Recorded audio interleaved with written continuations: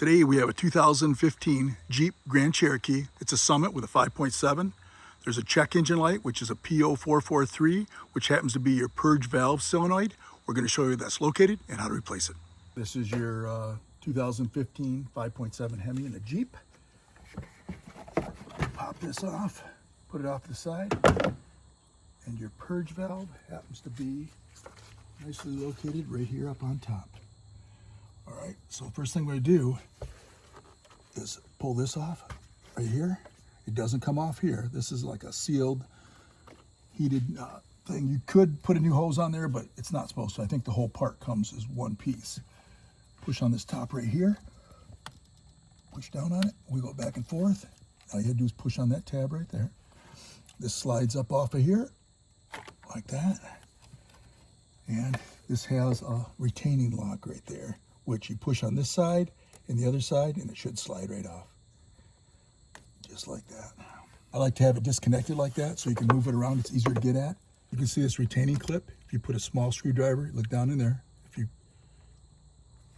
put a small screwdriver in here and pry this side up, and now you just got to do the same thing on the other side to release the retaining clip. So you want to be gentle with this, but like you see, this retaining clip, once you get both sides unlocked, you should just pull it right out there. You don't actually have to take it out. That should just allow it to slide out of there.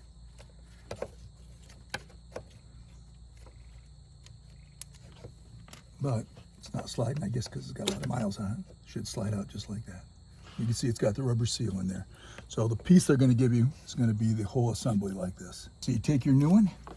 First thing we're going to do is put that on, push it all the way forward, and then put that retaining clip on there.